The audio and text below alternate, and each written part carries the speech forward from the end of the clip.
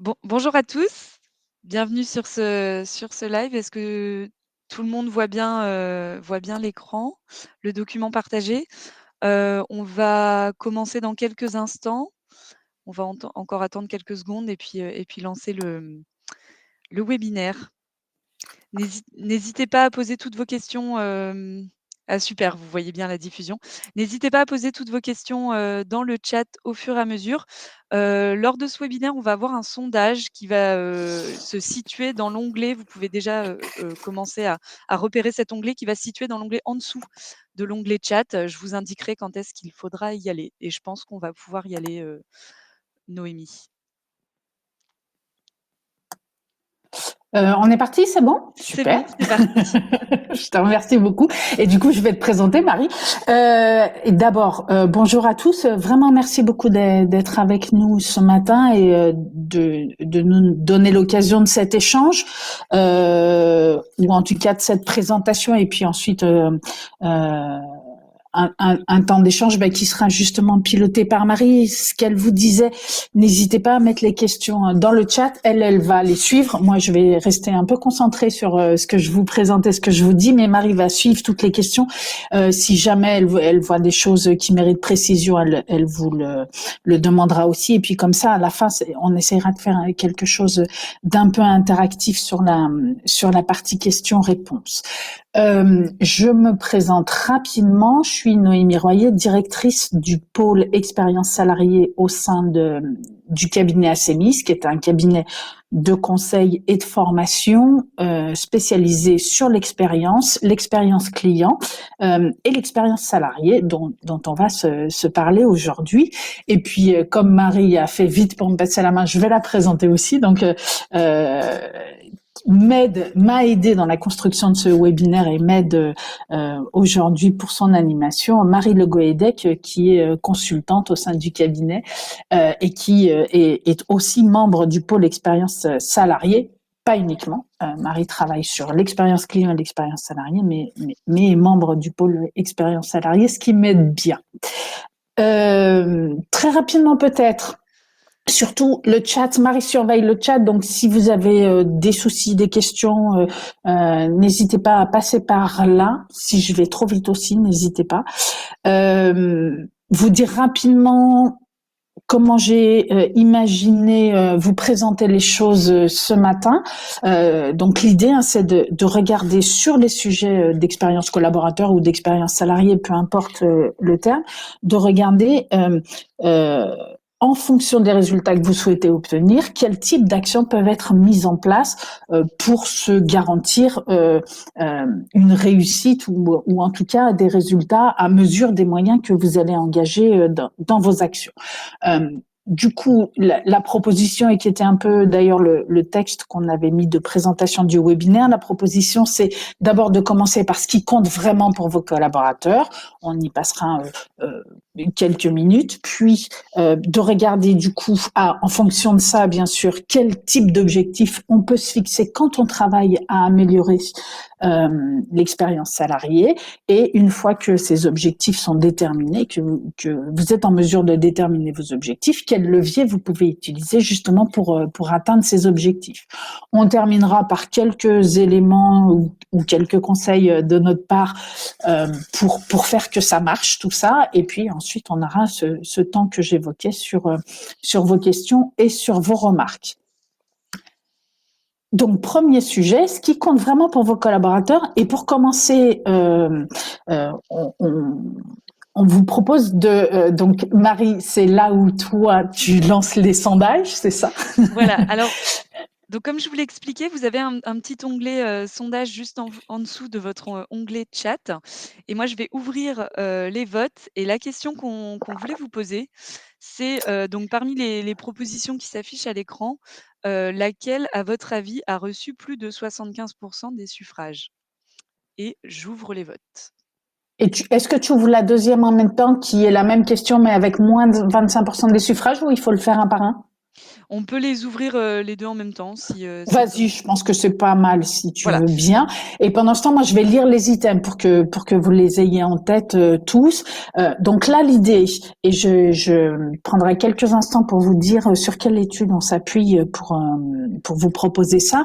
Euh, euh, L'idée, c'est donc de s'interroger sur le rapport au travail des Français, puisque pour le coup, une étude qui concerne les Français, avec donc un certain nombre de phrases face auxquelles les Français se sont reconnus ou pas. Donc vous avez le travail est très important.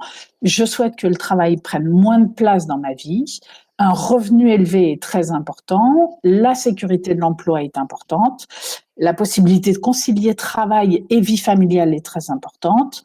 Pour développer pleinement ses capacités, il faut avoir un travail. Et enfin, dernier élément, l'intérêt du travail est très important. Voilà, je vous laisse le temps de voter peut-être et je vous dis quelques mots sur cette étude qui me semble intéressante. Alors c'est une étude donc qui s'intitule Place et sens du travail en Europe, qui euh, qui s'appuie sur un certain nombre d'enquêtes qui ont été menées dans les différents pays européens et les résultats de cette enquête ont été repris par 2 sociologues françaises qui trouvaient que les résultats étaient très spécifiques concernant la France. Donc elles ont voulu s'assurer que effectivement, elles ont voulu regarder ce qui se passait, notamment regarder si c'était des données démographiques qui faisaient que nos résultats étaient très différents de nos voisins européens, ou s'il y avait d'autres choses qui expliquaient ça.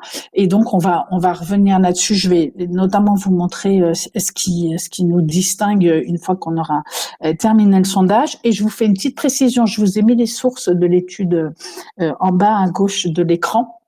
L'étude date de 2008. Pour autant, les résultats sont toujours d'actualité. Hein. C'est-à-dire que là, j'ai vraiment mis les références pour pouvoir citer les travaux de ces 2 sociologues qui sont très importants et qui ont fait une étude fouillée.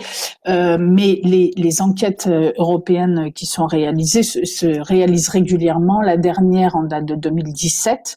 Alors, il y en a eu une en 2021, mais on va considérer que on était dans une période qui ne rend pas les résultats représentatifs de mouvements de fond, et celle de 2017 confirme absolument les chiffres qu'on va regarder ensemble. Voilà, Marie, est-ce que tu as des réponses au sondage? Ah oui, alors j'ai des réponses très intéressantes. Je pense que les résultats, quand on va vous les afficher, vont en surprendre plus d'un. Alors si je m'intéresse d'abord à la question, laquelle de ces propositions a reçu plus de 75 des suffrages? Vous êtes vraiment, une majorité à plébisciter la proposition, la possibilité de concilier travail et vie familiale est très importante. Il y en a, donc 62 d'entre vous qui ont choisi cette proposition. Une proposition qui n'a pas du tout été choisie, c'est le travail est très important. Donc c'est assez intéressant, Ok, comme retour. Peut-être la deuxième proposition qui a été le plus choisie, c'est l'intérêt du travail est très important. Donc d'accord, ça ça marche. peut Est-ce voilà. que tu veux on peut peut-être commencer par ça et puis après tu commentes la deuxième réponse, ça te va comme ça? Oui, super. Donc je vais fermer les votes. Ce que je vais faire, c'est que je vais peut-être fermer les votes sur la question, Ok. 75 et on va pouvoir commenter. Ah oui, il faut que voilà. Hop. Alors, en fait, a reçu plus de 75% des suffrages pour nous Français. Pour développer pleinement ses capacités, il faut avoir un travail. Cette réponse-là, et c'est aussi pour ça qu'on trouve toujours intéressant de démarrer par ce petit sondage. Cette réponse-là, elle est très importante parce que évidemment, elle dit des choses de notre rapport au travail, nous Français. Mais pour vous donner un exemple. Quand on demande, par exemple, aux Anglais de se positionner sur ce type de phrase, 40% des Anglais répondent que le travail, pour eux, c'est la routine. Donc, vous voyez, on n'est pas du tout sur les mêmes sujets. Et évidemment, quand on réfléchit expérience salariée ou expérience collaborateur, ça donne des pistes d'action et ça formule des attentes de la part de nos collaborateurs qui sont pas du tout les mêmes. Euh, une précision aussi concernant cette réponse, parce que je suis allée regarder justement dans les résultats de 2017. De toute façon, 78,4% des résultats, c'est suffisamment massif pour qu'on considère que ça concerne tous les métiers, tous les niveaux de responsabilité, tous les niveaux d'études. Intéressant quand même à avoir en tête, c'est les gens qui ont le niveau d'études le plus faible qui répondent le plus massivement que pour développer pleinement ses capacités, il faut avoir un travail.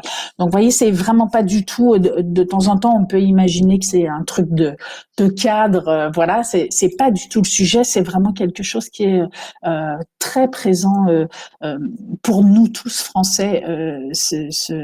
Cette attente-là d'avoir un travail pour développer nos capacités. Super, on passe à la deuxième question, du coup, qui était, laquelle de ces propositions à l'inverse a reçu moins de 25 des suffrages? Et alors là, les votes sont un peu plus, répartis. Mm. Les notamment donc la proposition qui vous semblait, vous, avoir été la plus plébiscitée, c'était du coup pour développer pleinement ses capacités, il faut avoir un travail, donc du coup, on a la réponse. Mais en deuxième, vous avez, mentionné un revenu élevé et très important et là, je pense que ça correspond un peu plus au au résultat. Je ferme les votes et Noémie, je te laisse, commenter. Ça marche, super. Donc oui, effectivement, hein, vous avez bien vu ça, c'est-à-dire que effectivement, parmi les différents items, les deux qui recueillent le moins de suffrages, c'est celui que vous avez repéré, hein, c'est un revenu élevé et très important, qui est à 22,4% des suffrages, et puis la conciliation entre vie pro et vie perso. Donc, vous voyez que pour le coup, elle est à 26%. Alors, celle-ci, elle monte progressivement hein, au fil du temps, même si, encore une fois, comme je vous le disais, les résultats de 2017 sont pas si différents de ça. Ça monte sensiblement d'année en année, mais vous voyez que pour le coup, on part d'un niveau de résultat qui est relativement faible. En revanche, du coup, vous voyez bien que sur les items ce que vous aviez repéré aussi d'ailleurs, un intérêt du travail est très important. Vous voyez que ça recueille 68% des suffrages. Ce qui arrive en deuxième position, pour le coup, c'est la première ligne. Le travail est très important, qui recueille 69,7% des suffrages.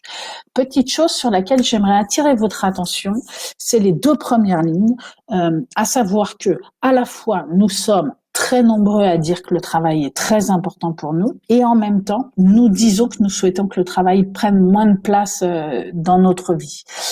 C'est notamment ça qui a convaincu les deux sociologues dont je vous parlais d'aller regarder ce qui se passait et pourquoi il y avait cette discordance en fait entre ces deux réponses. À l'époque, elles ont formulé deux hypothèses. La première, c'était justement la conciliation entre travail et vie familiale, en disant voilà, les Français ont quand même envie d'avoir un peu plus de temps pour autre chose que le travail. Et puis la deuxième option, c'était les Français ont des attentes très importantes vis-à-vis de leur travail et justement en termes de capacité d'épanouissement, de développement, d'accomplissement.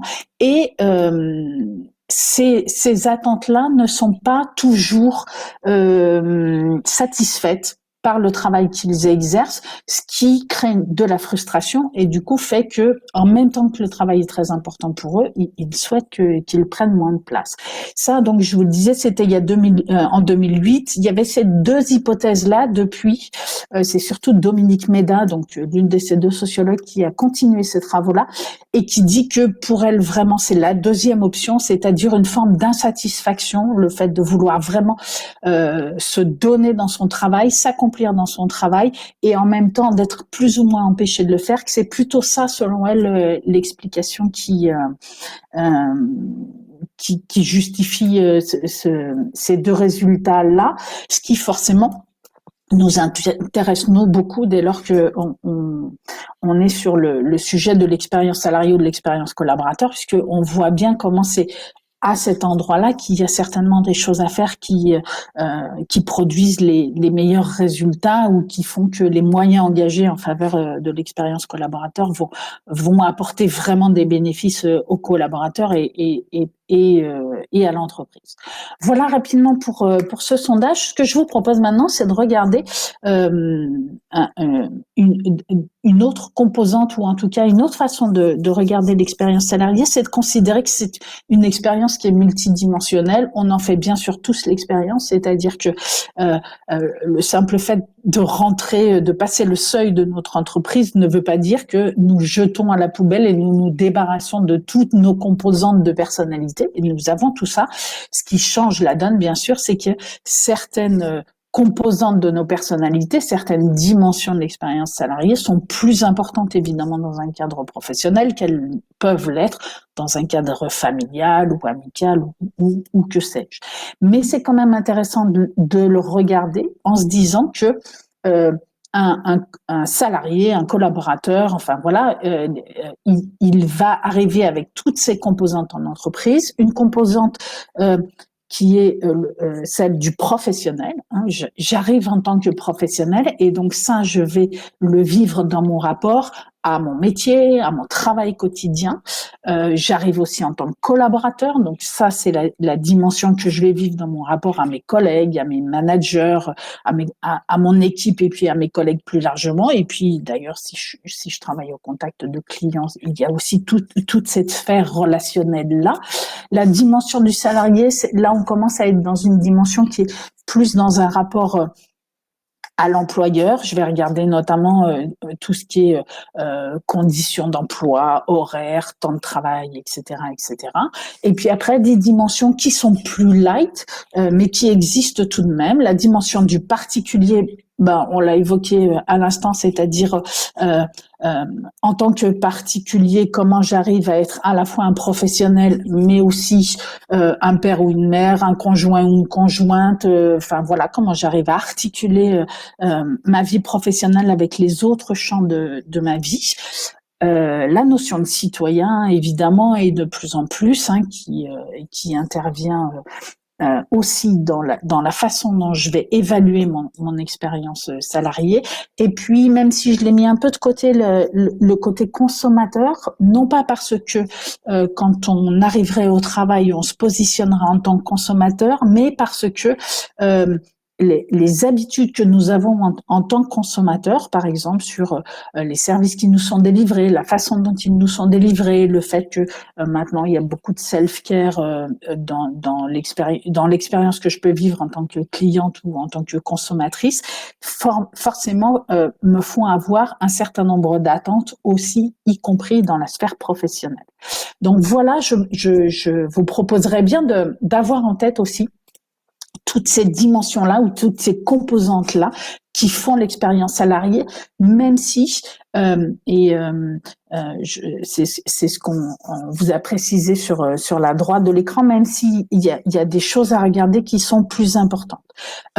Première petite chose, premier petit tips, sur toutes ces dimensions-là, chaque fois qu'elles sont rédhibitoires, il va y avoir un sujet à traiter. Alors, ce qu'on appelle rédhibitoire en termes d'expérience salariée, expérience collaborateur, ça veut dire que je l'accepte uniquement si je n'ai pas d'autre choix que de l'accepter. En revanche, dès que je vais pouvoir faire autrement, je vais, en tant que salarié, je vais faire autrement ou je vais changer, trouver un autre métier, changer d'entreprise, etc. Pour vous donner quelques exemples, en tant que salarié, dans le rapport à mon employeur, il y a bien sûr ma rémunération. Si ma rémunération est à un niveau tel que je ne suis pas capable de subvenir à mes besoins ou de subvenir aux besoins de ma famille, ça fait partie des éléments rédhibitoires. Tant que je n'ai pas d'autre solution, je vais accepter ça, mais dès que j'aurai une autre solution, je vais bien sûr changer ma situation. On peut avoir la même chose en tant que particulier. On cite souvent cet exemple-là, mais pour le coup, il existe et il est important. Des femmes qui sont mères de familles monoparentales et qui doivent laisser leurs enfants la nuit parce qu'elles travaillent de nuit. Évidemment que si elles n'ont pas d'autre solution, elles acceptent ça, mais que pour autant, si elles en ont l'occasion, bien sûr qu'elles changeront cette situation-là. Citoyens, vous voyez bien aussi. Donc voilà, ça, on va dire que ce sont des éléments rédhibitoires et qui doivent être regardés en tant que tels sur toutes ces composantes de l'expérience salariée. Et puis ensuite, ce qui peut être intéressant, c'est de regarder ce que je vais appeler le socle, et puis une deuxième chose qui est la capacité à se projeter et notamment à s'imaginer durer dans un métier ou durer dans une entreprise. Le socle, on est vraiment sur le côté gauche. Vous voyez qu'on a positionné le cœur de métier, le quotidien, c'est-à-dire les sujets et mes composantes professionnelle, ma composante collaborateur de mon travail. Je pense que si vous faites l'exercice pour vous-même, vous verrez que En fait, quand on se questionne par rapport à notre travail, globalement, les échelles de temps, les fréquences de tout petit bilan qu'on fait, c'est est-ce que j'ai passé une bonne journée, est-ce que j'ai passé une bonne semaine. Après, il y a des échéances qui sont plutôt des échéances annuelles à l'occasion d'entretiens et qui sont là pour le coup plutôt du côté de la capacité à se projeter. Mais je pense que si vous y prêtez attention, un peu tous, sans même le faire autrement que par réflexe, on va régulièrement, en sortant du travail le soir, se faire un petit bilan de ce qu'on a vécu dans la journée ou en fin de semaine ou quand on rencontre des amis, on va quand même poser la question de comment s'est passée ta semaine, comment s'est passée ta journée. Donc c'est vraiment cette échelle du très quotidien qui est la première échelle de mesure de la satisfaction qu'on a en tant que salarié ou en tant que collaborateur. Ce qui veut dire que là se joue énormément de choses et enfin, vous le savez aussi bien que moi, quand on parle de plus en plus, et quand on parle de santé et de lien entre santé et travail, c'est là que ça se joue. Dans les deux sens, d'ailleurs. C'est-à-dire que les dimensions de l'expérience salariée où vont se dégrader, ou en tout cas où il y a un potentiel de dégradation de la santé des salariés, c'est sur ces dimensions professionnelles collaborateurs, de la même façon que le plaisir au travail, qui se trouve vraiment du côté professionnel collaborateur, le plaisir au travail, le développement du plaisir au travail est un opérateur très puissant de développement de la santé.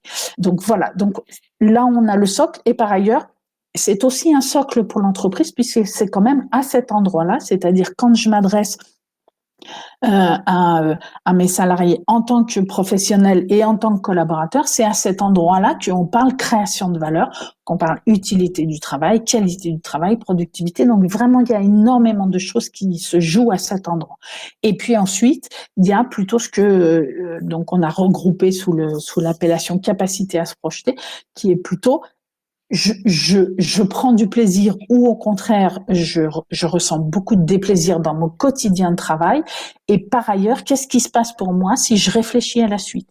Est-ce que si je me dis que je suis encore dans cette entreprise dans 5 ans, à ce poste-là ou à un autre poste, est-ce que c'est quelque chose est-ce que c'est une idée qui me plaît ou est-ce que au contraire c'est quelque chose qui m'angoisse et donc là on est plutôt sur les dimensions salariés particuliers citoyens, c'est-à-dire sur des choses qu'on regarde plus dans le temps que dans le très quotidien.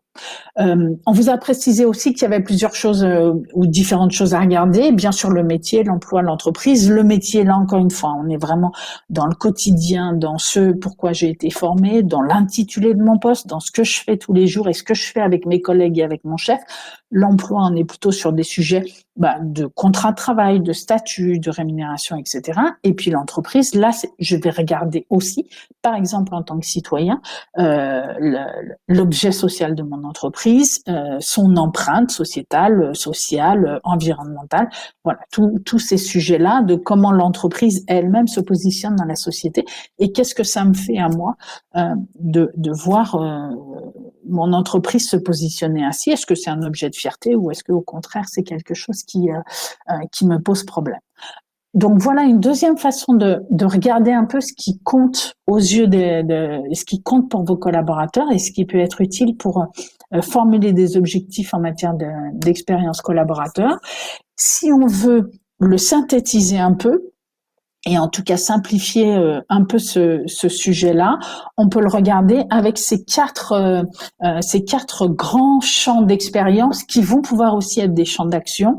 Donc vous voyez que sur le côté gauche de l'écran, on a positionné le salarié. Alors le salarié, c'est-à-dire le rapport à l'employeur, mais qui embarque aussi avec lui le particulier, le consommateur, le citoyen, où là on va plutôt être sur des sujets d'entreprise, de marque employeur et de trajectoire professionnelle, c'est-à-dire à nouveau comment je me projette dans le temps et qu'est-ce que ça me fait d'imaginer que je vais durer dans cette entreprise ou durer dans ce métier-là.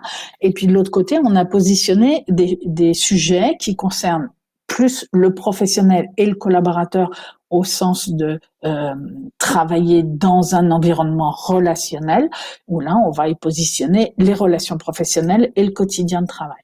Et du coup, quand vous réfléchissez votre politique d'expérience salariée ou les actions à mettre en œuvre, on va voir ensemble que c'est pas exactement les mêmes sujets et surtout c'est pas exactement les mêmes objectifs qu'on poursuit en fonction de ces différents champs et donc en fonction des composantes de l'expérience collaborateur qu'on cherche à adresser. Voilà, j'ai l'impression d'aller au pas de charge, mais il faut quand même qu'on garde du temps un peu pour le reste. J'espère que c'était clair. Et puis sinon, bien sûr, n'hésitez pas à faire vos remarques ou à poser vos questions dans le chat. Et puis comme ça, on reprendra ça.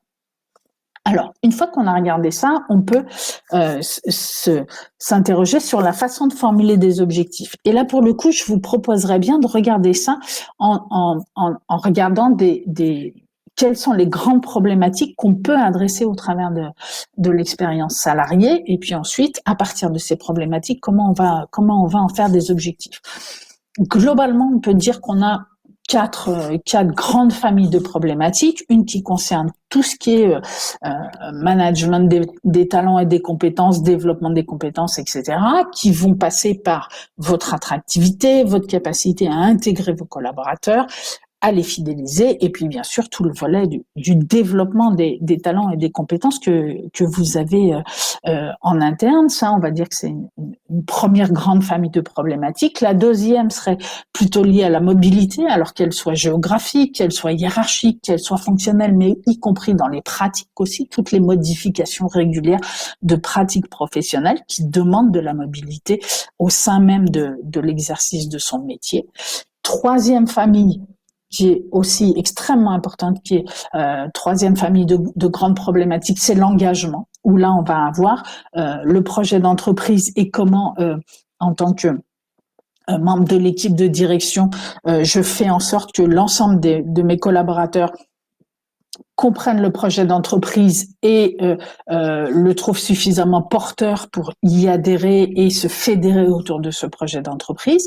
On va avoir aussi tout le sujet, bien sûr, des transformations d'organisation ou des mutations d'activité qui demandent évidemment l'engagement des collaborateurs. Donc là, à nouveau, c'est comment je fais en sorte que tout ça soit compris et que les collaborateurs se l'approprient pour faire sien, pour faire leur ces sujets et ces projets de transformation et de mutation. Tout ce qui est trait à l'excellence opérationnelle, alors au sens très large du terme, hein, c'est-à-dire que dedans on va mettre bien sûr la qualité du travail, aussi la conformité, mais aussi la productivité, l'efficacité, etc. Voilà ce qui fait que je sors du travail en fin de journée et je suis contente parce que j'ai fait du bon boulot, c'est dans l'excellence opérationnelle. Et puis les dynamiques collectives, on l'a vu, hein, dans le socle, il y a le professionnel et le collaborateur. Donc dans les dynamiques collectives, il y a la dynamique de mon équipe rapprochée, mais aussi bien sûr avec l'ensemble des services, les collègues des autres services, la ligne managériale et la ligne hiérarchique, etc., qui sont des sujets importants. Et puis un dernier point que je vais évoquer vraiment très rapidement, qui est la maîtrise de l'environnement, avec ce que vous imaginez en termes de risque d'image, en termes de climat social, et aussi, je l'évoquais tout à l'heure, en termes de santé, aussi de sécurité. Globalement, nous, on a certains de nos clients qui nous demandent de les aider en utilisant l'approche expérience salariée sur ces sujets-là. Pour autant, c'est quand même pas le sujet majeur et en tout cas, si parmi vous, il y a des gens qui débutent entre guillemets sur l'expérience salariée, je vous conseillerais volontiers, dans un premier temps, de vous concentrer sur les trois premières problématiques. Il y a déjà suffisamment à faire. Et puis, une fois que cette matière expérience salariée est bien maîtrisée, à ce moment-là, il y a effectivement des choses très intéressantes à faire aussi sur la maîtrise de l'environnement, mais peut-être plutôt dans un deuxième temps. Voilà un peu les grandes problématiques qu'on peut adresser au travers de l'expérience salariée et j'imagine, en tout cas, j'espère que vous retrouvez là-dedans des choses qui sont vos sujets de travail et ou de préoccupation. Une fois qu'on a posé ça, l'idée c'est pour les traduire en objectifs, déjà de commencer par qualifier vos enjeux, c'est-à-dire que sur le sujet de l'attractivité ou de la fidélisation, cet enjeu-là pour vous, de quelle nature il est? Est-ce que c'est quelque chose qui doit vous permettre de vous différencier par rapport à votre concurrence au sens large, c'est-à-dire aux gens qui cherchent les mêmes talents ou les mêmes compétences que vous? Ou est-ce que c'est plutôt quelque chose de défensif de votre côté, c'est-à-dire que vous souhaitez pas forcément faire un élément différenciateur, en revanche, vous voulez veiller à ne pas vous laisser distancer sur ce sujet-là, ou alors un sujet qui est pour l'instant vraiment mal adressé de votre point de vue au sein de votre entreprise et sur lesquels il y a des actions quasiment de réparation à mener pour, en tout cas dans un premier temps. Le deuxième sujet, une fois que vous avez qualifié vos enjeux, le deuxième sujet, c'est d'identifier votre point de progrès. Et là, pour faire ça, il me semble que vous avez plusieurs sources d'informations et que c'est intéressant de les croiser et de les combiner pour vraiment vous faire un avis le plus pertinent et le plus exhaustif, le plus complet possible sur les objectifs et les points de progrès à identifier. Il y a bien sûr vos indicateurs sociaux.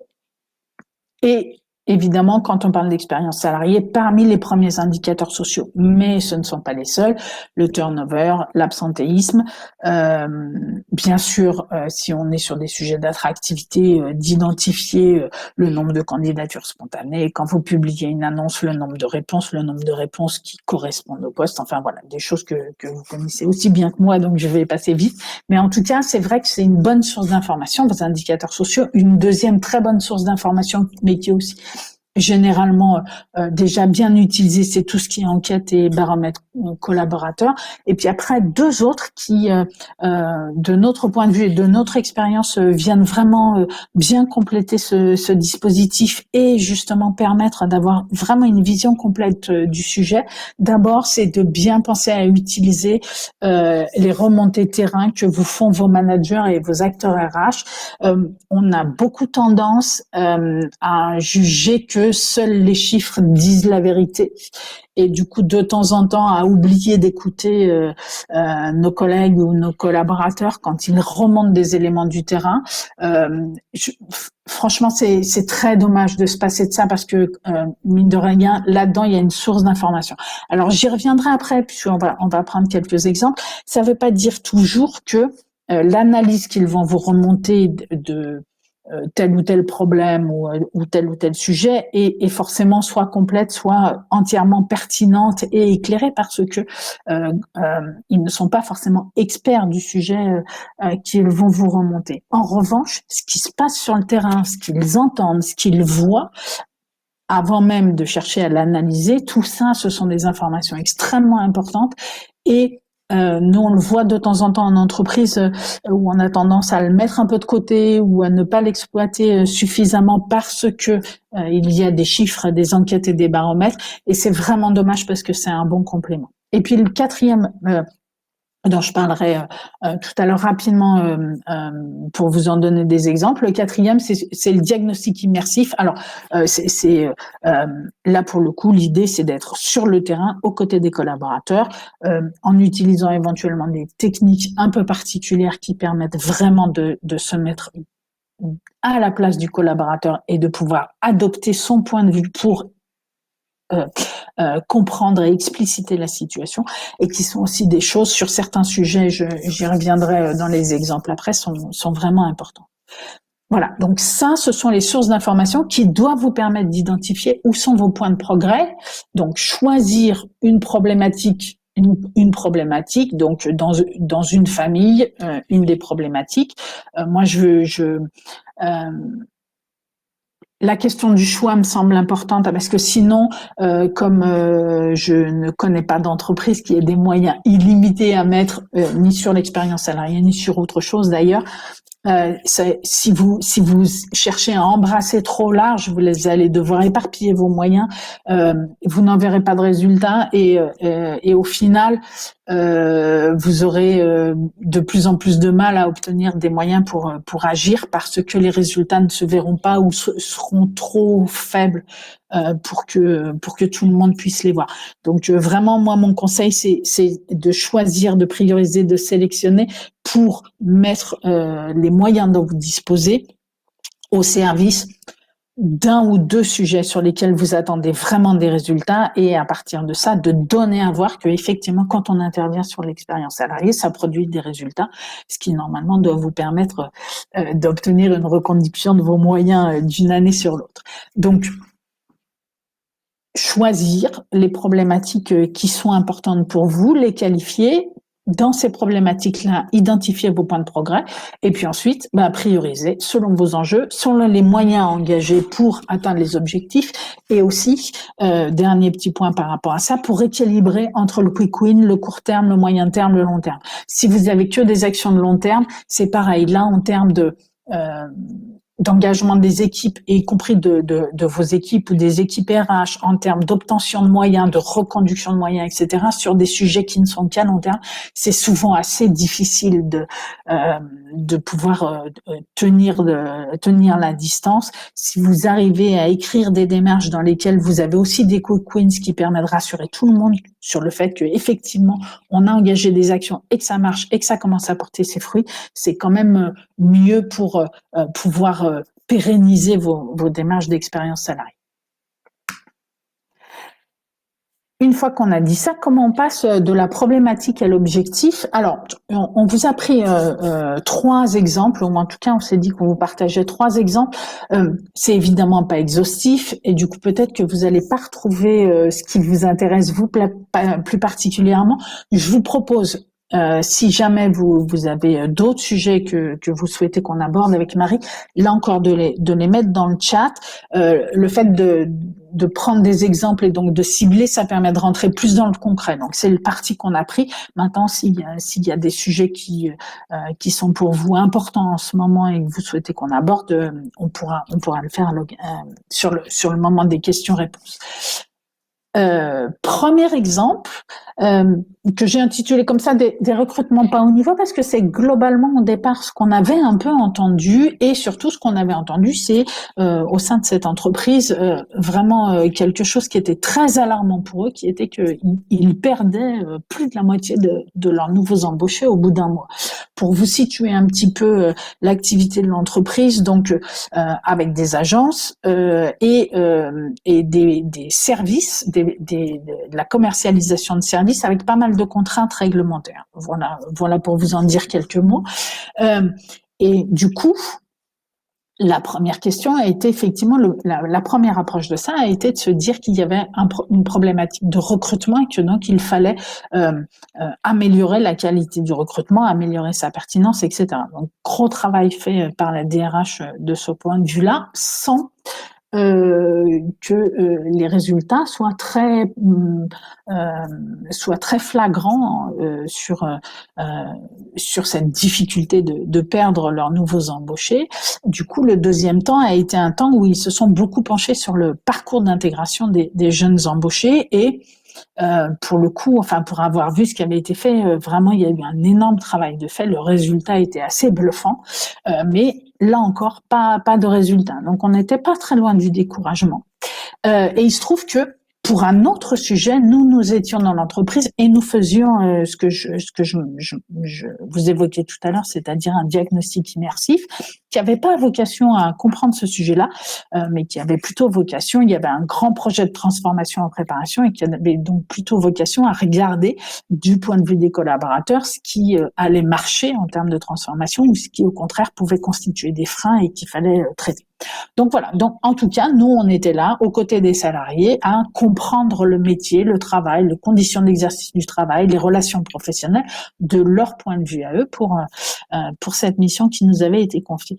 Et en fait, en discutant avec la DRH de ce sujet et puis en remontant un peu à l'équipe RH ce qu'on voyait sur le terrain, il y a 2 choses qui nous étaient avait émergé lors de notre diagnostic. La première, c'est que il était en train de se faire une forme de césure entre les plus anciennes générations et les nouvelles générations au sein de ces agences. En fait, il y avait des gens qui étaient là depuis l'ouverture de l'entreprise, qui avait à l'époque une vingtaine d'années, qui étaient des gens plutôt âgés, avec un niveau de diplôme pas très élevé et qui avaient une posture très forte de conseil vis-à-vis des clients. Et il se trouve que tous les nouveaux embauchés, c'était plutôt là pour le coup des gens qui avaient entre 20 et 25 ans, qui étaient bac+2, qui étaient plutôt des commerciaux qu'avec une posture de conseil. Et en fait, comme ça n'avait pas été accompagné, ce changement dans les recrutements n'avait pas été accompagné, les anciennes générations avaient compris, avaient reçu le message qu'elles n'étaient plus adaptées à l'entreprise et que donc, bon, on les gardait parce qu'on ne pouvait pas faire autrement, mais que quand même, le profil type du collaborateur que souhaitait l'entreprise, c'était un jeune diplômé à profil commercial. Du coup, la conséquence, c'est que dans les équipes, il y avait une forme de césure et que notamment les jeunes n'étaient pas particulièrement aidés par les plus anciens pour prendre leurs fonctions, parce que avoir en face de soi quelqu'un qui quasiment tous les jours dit, même si bien sûr c'est pas lui qui le dit, hein, mais c'est ce qu'il représente, qui dit tu n'es plus adapté à ton poste, c'est évidemment une difficulté qui fait que on est peu enclin à aider les gens à s'intégrer dans l'entreprise. Donc il y avait ce sujet-là, et puis il y avait un deuxième sujet qui est que il y avait tellement de contraintes réglementaires et tellement d'applications à maîtriser dans le métier que finalement les jeunes embauchés se concentrer et se focaliser sur l'apprentissage des contraintes réglementaires et sur l'apprentissage des applications à utiliser, et finalement n'étaient quasiment jamais en situation d'échanger avec les clients, et donc soit eux-mêmes se décourageaient en disant mais en fait je vais jamais y arriver, soit même soit leur manager se disait mais en fait là arrive la fin de sa période d'essai et je ne sais pas si je peux le confirmer parce que je ne l'ai jamais vu en situation avec un client, donc je ne peux pas me prononcer là-dessus. Donc, vous voyez, par le diagnostic immersif, on avait vu des choses extrêmement différentes. Et donc, on n'était plus sur des sujets de recrutement ou d'intégration, mais plutôt sur des sujets d'entrée dans le métier, de progressivité des apprentissages et de l'entrée dans le métier, et de tutorat ou en tout cas d'accueil au sein d'une équipe. Donc voilà un exemple, quand on a pris une problématique, de l'intérêt quand même d'aller chercher ce que j'appelais tout à l'heure les points de progrès, pour être sûr de cibler les actions là où il y a utilité d'intervenir. Deuxième exemple rapide. Alors là, on l'a entendu comme ça, des managers qui s'en sortent pas, et c'est vrai qu'il y avait un conflit très fort entre deux équipes où on était arrivé à un niveau de conflictualité qui passait par les insultes et par les hurlements dans les couloirs, avec cette difficulté de la direction de dire mais en fait nos managers essayent d'intervenir, mais en fait ils n'arrivent pas à régler le problème. Et donc là, à nouveau, se pose la question. Et quel est le problème? Est-ce que c'est un problème de management? Est-ce que c'est un problème de cohésion d'équipe? Est-ce que c'est un problème de concurrence entre les collaborateurs? Et puis en fait, en ouvrant nos oreilles et en étant à nouveau dans les équipes aux côtés des collaborateurs, on a plutôt entendu des choses de charge de travail, de cœur de métier, d'interdépendance entre les services, mais d'objectifs différents, qui, là encore, change un peu la donne sur la nature des actions à engager. Je vais pas tellement plus loin que ça parce que dans quelques minutes, du coup, je vous dirai comment on est intervenu sur ces sujets. Mais vous voyez, c'est à nouveau pour vous donner un exemple d'un sujet sur lequel on pourrait assez facilement aller en disant ok, c'est un problème de management ou c'est un problème de team building, et où en fait on se rend compte que c'est autre chose qui est derrière. Dernier exemple rapide, et là pareil, on l'a un peu entendu comme ça, les salariés ne veulent pas se former, donc là c'était une entreprise qui était assez préoccupée parce que effectivement, ils sont sur une activité qui nécessite des montées en gamme régulières sur de nouvelles compétences, et qui constatait que les salariés ne s'inscrivaient pas dans les formations et qui donc voyaient poindre le risque de perdre en compétences et donc de se déphaser par rapport à la concurrence. Et là, à nouveau, se pose la question, c'est-à-dire que est-ce que le sujet, c'est qu'ils n'ont pas envie d'aller en formation? Est-ce que le sujet, c'est qu'ils pensent qu'ils n'ont pas besoin d'aller en formation? Est-ce qu'ils n'ont pas le temps d'aller en formation? Est-ce qu'ils y sont autorisés ou pas par leur manager? Ou est-ce que le problème, c'est un problème d'accessibilité des formations? Et là encore, mais comme c'est le troisième exemple, je vais passer vite.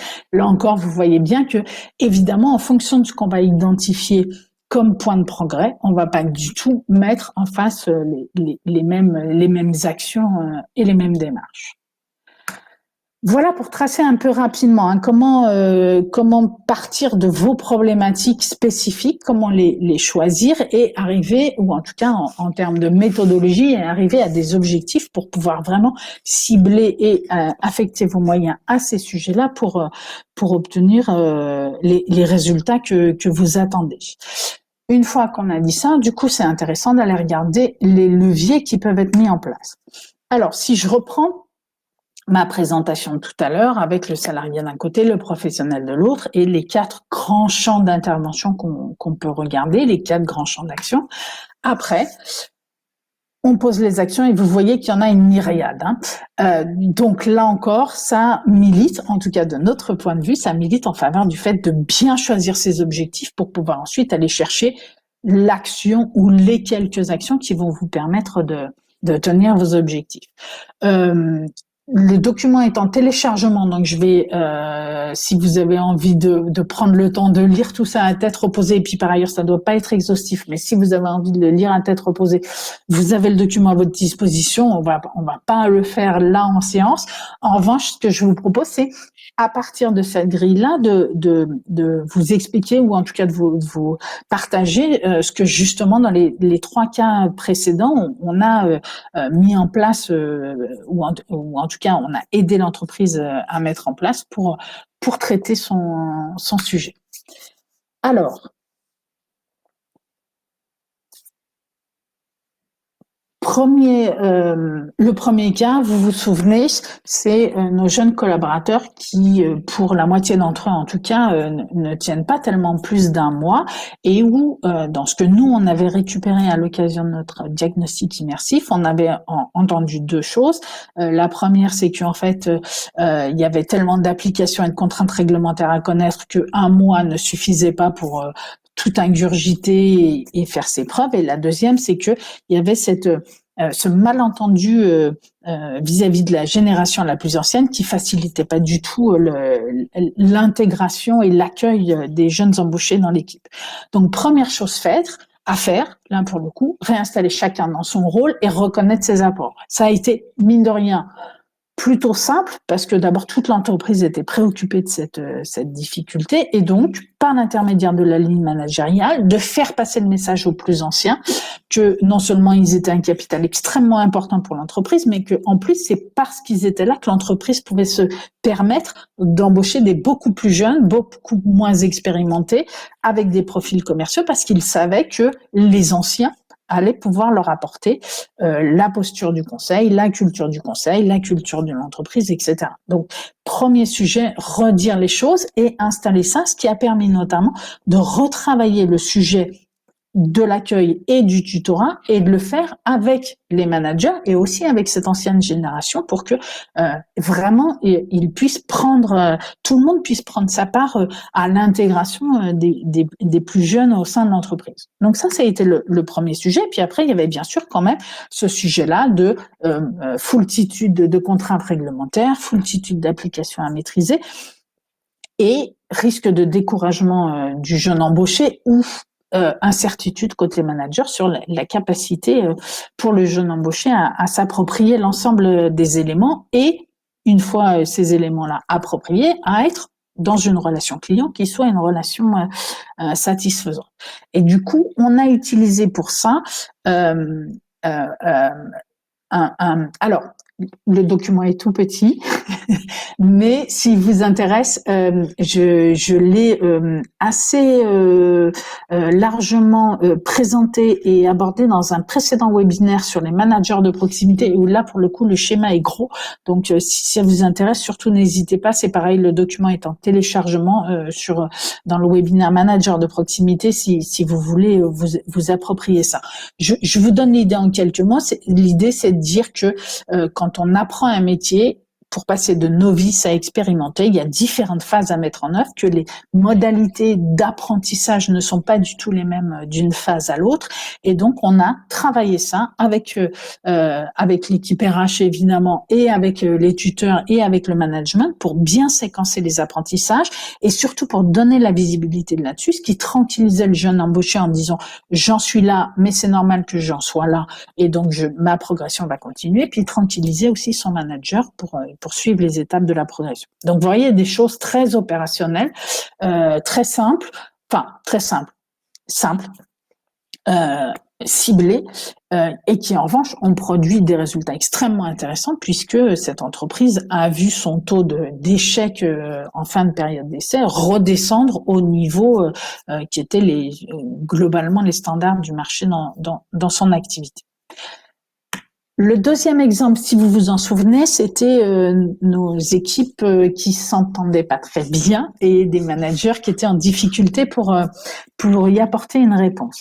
Là aussi, alors vous vous souvenez par rapport au spectre que je vous ai présenté, là on est vraiment du côté droit, c'est-à-dire qu'on s'adresse aux professionnels et aux collaborateurs et c'est pour ça qu'on a mis ces deux exemples-là sur la même page. Là, on est vraiment sur les conditions de l'entraide, la cohésion d'équipe, les dynamiques collectives et le travail bien fait, qui sont vraiment des attentes fortes dès lors que je regarde les choses en tant que professionnel et en tant que collaborateur sur ces dimensions-là de l'expérience, mais qui sont vraiment le socle de l'expérience collaborateur.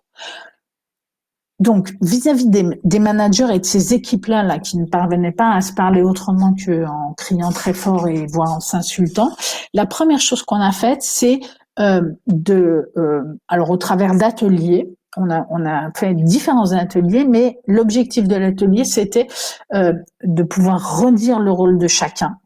Parce que ce qu'on avait constaté, c'est que globalement, il y avait une forme de mise en procès de l'équipe en face disant ils font pas ce qu'ils devraient faire.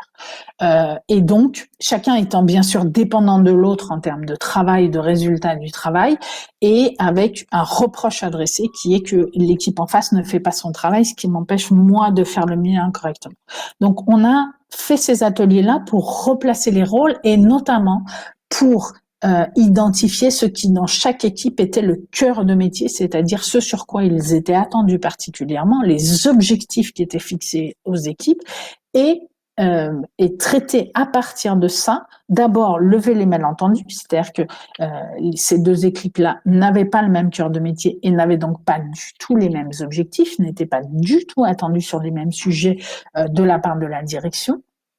Donc, poser à plat ça et donner à voir que donc c'était normal qu'il y ait que ça coince entre les deux. Et une fois que ça a été aplani, posé et que donc on est sorti des procès d'intention et des procès en mauvaise volonté et des procès en travail en mauvaise intelligence, une fois que les gens ont compris que c'était normal que ça se passe pas très bien, à ce moment-là, ils ont pu travailler ensemble sur OK. Effectivement, si on regarde les choses à plat, il n'y a aucune raison pour que ça marche bien. Donc maintenant, regardons et travaillons ensemble pour élaborer des modalités de travail qui vont faire que effectivement, on va bien s'apporter les uns les autres, ce qui va nous permettre à chacun de faire notre métier et de bien le faire. Donc ça a été vraiment le premier sujet. Redéfinir avec eux les modes de fonctionnement et les modalités de coopération pour que ça marche. Et puis, ce qu'on avait entendu aussi, c'est on n'a pas le temps. Et donc effectivement, il faut que je fasse telle chose pour le service d'en face, mais j'ai pas le temps et donc je le fais pas.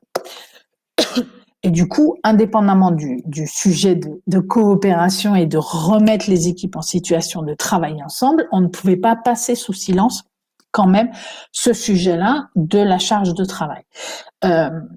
Qu'on n'a pour le coup pas traité, et c'est ça que je voulais aussi, c'est pour ça qu'on a choisi cet exemple pour vous le partager, parce que dans la période, c'est un sujet qui me semble important, qu'on n'a pour le coup pas du tout traité sous l'angle uniquement de quantité de travail, et donc soit il faut plus d'effectifs, soit il faut enlever du travail. Il se trouve que quand on analyse la charge de travail, et à nouveau, quand on l'analyse un peu sous l'angle en tout cas en utilisant la méthode du diagnostic immersif, on se rend compte que ce qui rentre dans l'acception de la formule charge de travail, ce sont énormément de choses. Là, je vous ai mis quelques exemples qui concernaient cette équipe plus particulièrement, mais il y avait effectivement un sujet de quantité, mais il y avait aussi, par exemple, beaucoup un sujet d'intensité du travail, c'est-à-dire que, en fait, il y avait des périodes de il y avait une des équipes qui faisait de l'achat-vente avec des périodes de clôture, avec des échéances à ne pas rater, et donc ça met les équipes sous pression et ça fait de l'intensité du travail qui était comprise comme une charge de travail, mais qui était de l'intensité, et donc on n'apporte pas la même réponse à un sujet de quantité de travail ou à un sujet d'intensité. Et puis il y avait un autre sujet qui, je pense, va vous parler parce qu'aujourd'hui, ça devient vraiment un sujet pour tout le monde, qui était le sujet des sursollicitations. C'est-à-dire que là, on avait des collaborateurs qui pouvaient passer jusqu'à un tiers de leur journée à traiter leurs mails. Et quand je dis traiter leurs mails, c'est pas traiter des mails qui les concernaient eux directement et sur lesquels ils avaient effectivement une action à réaliser, mais c'était des mails qu'ils recevaient parce qu'ils étaient dans une liste de diffusion, parce que la personne écrivait, ne savait pas à qui écrire, donc écrivait à tout le monde, etc. Et donc, dans ces équipes-là, certains passaient jusqu'à un tiers de leur journée à faire ça, qui est du travail inutile, vraiment inutile. Et donc, l'idée là, ça a été de traiter ce problème et de le résoudre pour que les gens puissent retrouver de la bande passante pour faire ce qui était vraiment leur métier. Voilà rapidement pour ces deux exemples. Le troisième, qui était donc l'accès à la formation. Là, dans ce qu'on a identifié, dans les différentes questions qu'on s'est posées, on s'est rendu compte qu'en fait, les gens avaient tout à fait envie d'aller en formation, qu'ils savaient qu'ils en avaient besoin, que ils y étaient, ils avaient le temps, ou quoi, en tout cas, leur management leur consacrait ce temps-là, mais qu'en revanche, au moment de regarder quelle formation choisir, comment s'y inscrire, etc. Les choses étaient tellement compliquées que ça devenait injouable pour eux de pouvoir aller au bout de ce parcours de formation. Et donc là, on vous a mis un exemple d'intervention possible pour améliorer un parcours RH. Alors, dans l'exemple qu'on vous a donné, c'était un parcours de formation, mais les parcours RH, ça vaut pour l'onboarding, ça vaut pour les mobilités, ça vaut pour l'offboarding, enfin voilà. Et où là, la bonne idée, en tout cas d'un autre point de vue, c'est de le travailler en 3 temps, avec un premier temps de description extrêmement précise du parcours du point de vue du collaborateur. Encore une fois, toujours le point de vue du collaborateur, c'est-à-dire moi, je suis collaborateur de tel service, je ne connais pas les outils RH, je ne connais pas les process RH, voire même je ne connais éventuellement pas les termes RH, et il faut que je m'inscrive à une formation. Est-ce que je sais sur quelle application aller? Est-ce que je sais quel mot-clé utiliser? Est-ce que je sais comment m'inscrire? Est-ce que si j'ai une question, je sais à qui va pouvoir répondre à ma question, etc., etc. Donc, vraiment décrire ça, puis ensuite faire l'exercice. Une fois que vous savez ce qu'ils vivent aujourd'hui, faire l'exercice de ce que vous voulez leur faire vivre demain, et bien sûr mettre en place les actions pour faire que ces parcours-là soient simples et faciles. Et vous voyez, on vous a mis quelques mots-clés sur la gauche. Là, autant quand on est sur l'expérience du professionnel ou sur l'expérience du collaborateur, vous voyez bien que ce dont les gens ont besoin, c'est d'être utile, de faire du bon boulot, d'être fiers de ce qu'ils font, d'être fiers de la façon dont ils le font. Autant là, on est sur des sujets qui sont pas leur cœur de métier, qui sont pas leur travail quotidien. Et donc, si vous arrivez à faire en sorte que ce soit facile, que ce soit clair, que ce soit simple, que ce soit rapide, enfin voilà, vous voyez tous ces mots-là qui ressemblent d'ailleurs un peu plus à des mots d'expérience client que à des mots d'expérience salarié, ou en tout cas de l'expérience pour un professionnel. Là, il y a vraiment intérêt à agir dans ce sens-là. Je vois que, comme d'habitude, j'ai un peu débordé, donc j'essaye de terminer vite. Comment faire pour que ça marche? Très rapidement. Vraiment, notre conseil, notre préconisation, c'est de commencer toujours à réfléchir votre expérience salariée en vous plaçant et en ayant comme point de départ le point de vue des salariés.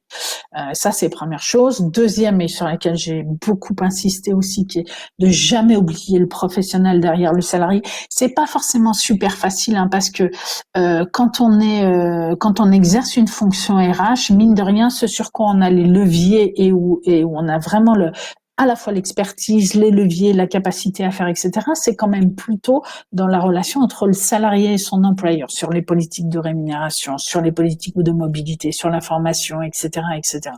Le professionnel, il faut embarquer plus de gens avec soi, donc c'est sûr que ça demande, enfin voilà, c'est moins pas simple, mais c'est moins facile.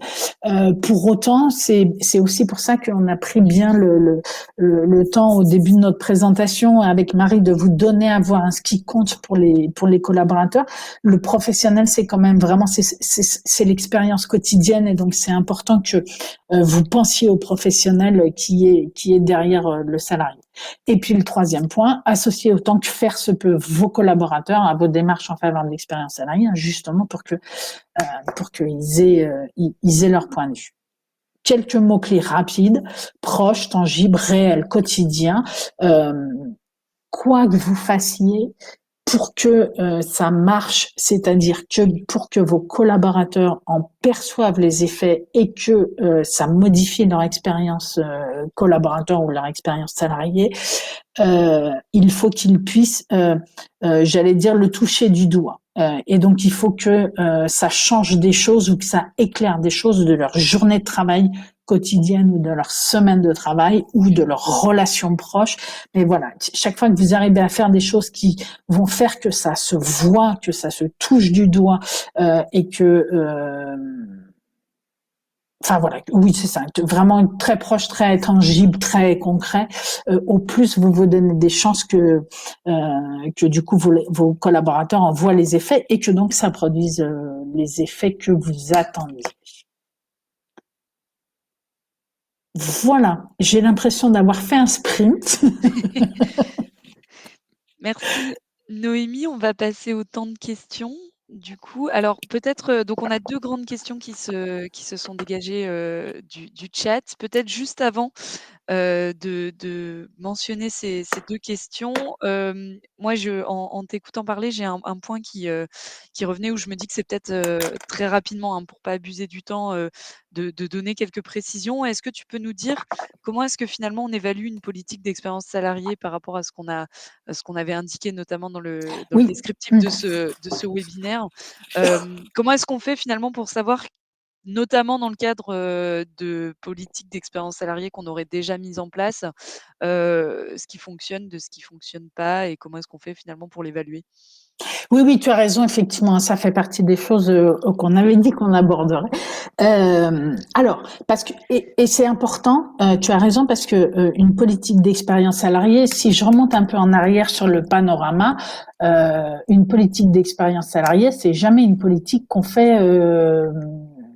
C'est jamais une page blanche. Hein. Il y a toujours des choses qui existent déjà, notamment parce que la politique d'expérience salariée est très alimentée par la politique RH. Ce qu'on fait nous généralement, alors que je vais pas vous montrer, pardon, parce que comme vous le savez, les webinaires sont ouverts très largement, donc il y a des choses qu'on partage pas comme ça de manière très très large, mais pour vous et puis par ailleurs, je pense qu'il y a plein d'autres façons de le faire, mais pour vous donner un exemple de ce qu'on fait nous, donc nous on bâtit, en fait on prend avec nos clients tout ce qu'ils ont mis en place en matière d'expérience salariée, qu'on positionne sur une carte en fonction des effets que ça produit, ou en tout cas des effets que ça vise, pour identifier si justement les actions qui ont été mises en place s'adressent de manière très équilibrée à ce qu'on a vu, c'est-à-dire le professionnel, le salarié, le collaborateur, le citoyen, etc.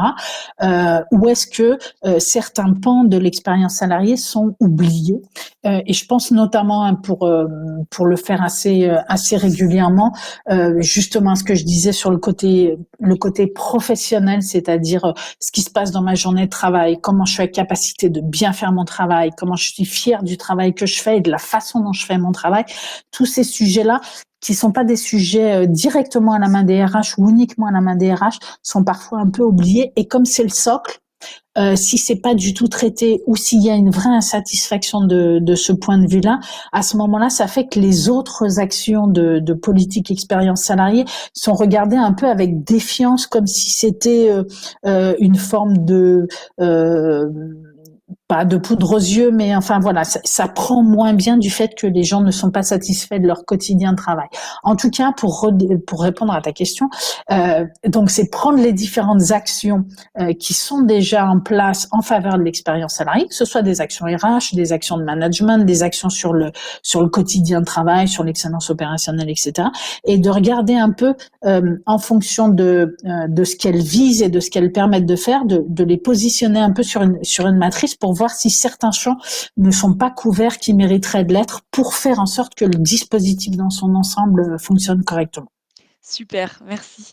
Alors du coup, si je regarde un petit peu vos questions, on a, une question qui demande de revenir à l'enquête, présentée au tout début du webinaire sur, les attentes du coup des Mhm. collaborateurs. Et la question était tout simplement: est-ce que, les résultats de l'enquête, ne seraient pas un petit peu différents depuis la pandémie, Covid-19?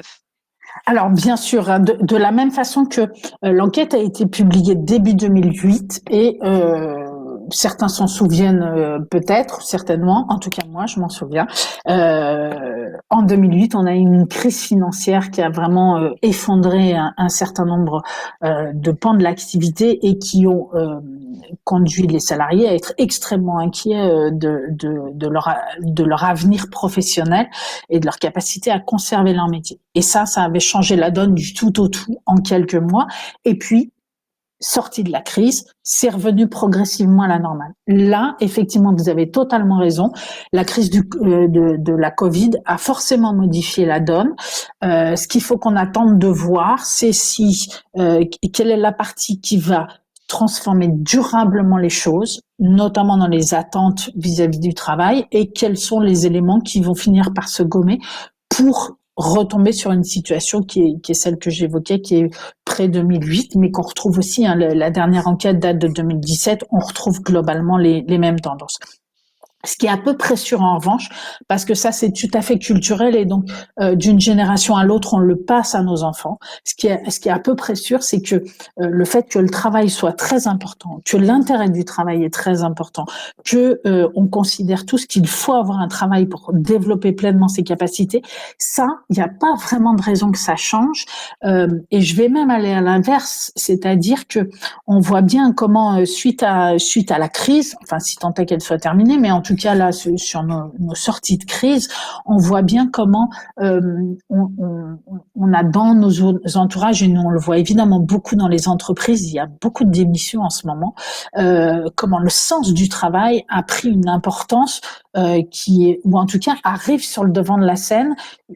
À mon sens, il a toujours été important. En revanche, maintenant, il est en plus exprimé et les gens qui se disaient il y a encore quelques mois que ils trouvaient pas leur compte dans leur travail, mais qu'ils avaient un projet à 5 ans et que ça allait bien comme ça, finalement, aujourd'hui, précipitent les choses et vont plus vite en disant, mais en fait, dans 5 ans, je sais pas, donc je vais le faire tout de suite. Donc, je trouve que la crise de la Covid a plutôt fait remonter la préoccupation du sens du travail, le fait que les bullshit jobs sont quelque chose qui est devenu absolument insupportable maintenant pour les gens. Enfin voilà. Donc il me semble que si effet durable il y a, il va plutôt être de cet ordre-là, donc renforcer la tendance. Après, je pense que notamment sur la sécurité de l'emploi, on a beaucoup parlé de crise, donc je pense que c'est effectivement pour l'instant quelque chose d'important. J'évoquais la tendance lente mais réelle d'une importance de plus importante sur la conciliation vie pro vie perso. Enfin voilà, il y a des tendances comme ça, mais voilà, je dirais ça. J'espère que j'ai répondu. Sinon, dites-moi ça sur le chat et je corrige. Super, en tout cas, c'était très clair. N'hésitez pas effectivement à poser vos questions ou à mentionner, un besoin d'éclaircissement.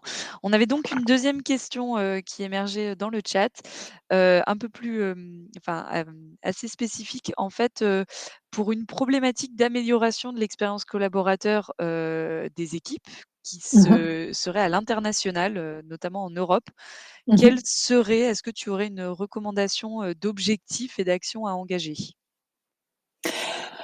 Euh, Alors, bah ça, en fait, ça va dépendre un peu si la problématique c'est, tu sais, on travaille beaucoup avec alors ça faisait trop pour ce webinaire, du coup on l'a mis de côté, mais qui est quand même aussi quelque chose qu'on utilise beaucoup, tu sais, qui sont nos quatre leviers en fait, hein, sur l'expérience salariée, la fierté, l'appartenance, l'engagement et la satisfaction. Quand on a comme ça des équipes qui sont, je vais dire, éparpillées, euh, le, ça peut avoir des répercussions sur l'engagement parce que dans l'engagement, il y a justement toute l'émulation d'équipe, la possibilité de progresser professionnellement par les échanges, etc. Donc, il y a certainement des choses à aller regarder de cet ordre-là.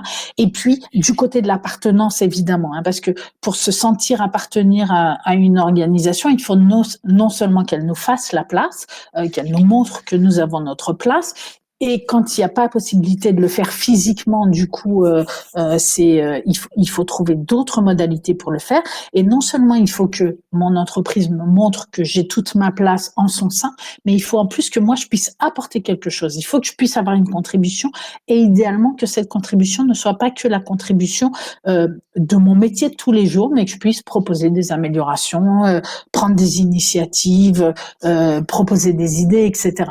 Et donc il me semble hein, que sur les équipes comme ça installées, alors faudrait qu'on en discute évidemment plus longuement parce que est-ce que c'est il y a quand même différentes agences ou différents sièges qui font que les gens travaillent quand même en équipe ou est-ce que du coup les gens sont très éparpillés voire à travailler chez eux. Mais en tout cas, il me semble qu'on est plutôt de ce côté-là de à la fois qu'est-ce que ça peut avoir comme répercussion sur l'engagement et comment on traite ça et qu'est-ce que ça peut avoir comme répercussion sur le sentiment d'appartenance et comment on le traite à nouveau. Super, merci beaucoup Noémie. Si, est-ce qu'il y a d'autres questions de dernière minute à ajouter sur le chat? Sinon, si c'est pas le cas, j'espère qu'on a répondu à vos questions. Comme il est 12h40 et que s'il n'y a pas d'autres questions, je propose qu'on ferme ce webinaire, qu'on conclue. Est-ce que tu veux rajouter un dernier mot, Noémie, avant de conclure? Je viens d'afficher juste la dernière page. Vous retrouvez là toutes nos ressources. Enfin voilà, on a un podcast, un livre blanc qui justement s'intéresse au côté professionnel et collaborateurs. Enfin voilà, vous avez les liens, nos autres webinaires, vous avez tout là. Donc si ça vous intéresse, bien sûr, n'hésitez pas. Vous avez aussi mes coordonnées, donc n'hésitez pas aussi si vous avez envie de poursuivre les échanges. Et puis bien sûr, remercier tout le monde et te remercier Marie pour votre présence. J'espère que ça vous a intéressé et que ça vous servira et qu'on aura l'occasion d'autres échanges prochainement. Alors effectivement, on a une dernière question qui était: «Comment en savoir plus?» et je pense que tu viens d'y répondre.